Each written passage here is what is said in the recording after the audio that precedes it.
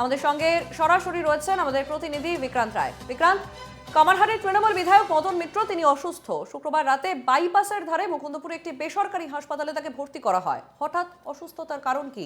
এই মুহূর্তে মদন মিত্র কেমন আছেন? দেখো, এখন অব্দি হাসপাতাল সূত্রে যা খবর, এই মুহূর্তে দাঁড়িয়ে মদন মিত্রের শারীরিক অবস্থা কিন্তু কিছুটা স্থিতিশীল।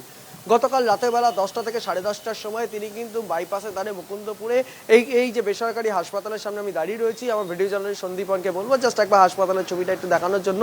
এখানে কিন্তু এমার্জেন্সিতে নিয়ে আসা হয়, পরবর্তীকালে তাকে 8th ফ্লোরে শিফট করা হয়। তার সিওপিডির সমস্যা, বার্ধক্যজনিত সমস্যা এবং ফুসফুসে যে সিওপিডির সমস্যা, তার জন্য কিন্তু শ্বাসকষ্টের একটা সমস্যা দেখা যায়, যার কারণেই তাকে কিন্তু এখানে এনে ভর্তি করা হয়।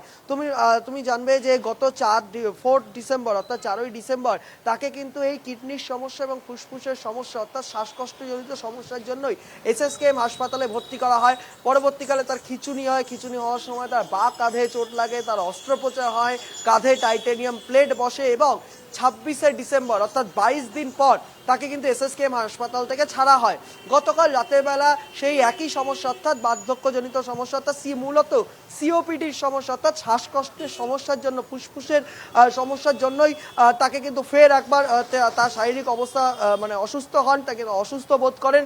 তড়িঘড়ি তাকে এই বেসরকারি হাসপাতালে তাকে নিয়ে আসা হয়। তিনি এই মুহূর্তে চিকিৎসাধীন রয়েছেন এবং হাসপাতাল সূত্রে খবর গতকালের রাতের থেকে এই মুহূর্তে দাঁড়িয়ে তার পরিস্থিতি কিন্তু বেশ কিছুটা স্থিতিশীল রয়েছে। এখন এই মুহূর্তে তিনি ডাক্তারদের তত্ত্বাবধানে, এটি বোর্ডের মেডিকেল বোর্ডের তত্ত্বাবধানে কিন্তু চিকিৎসাধীন রয়েছে।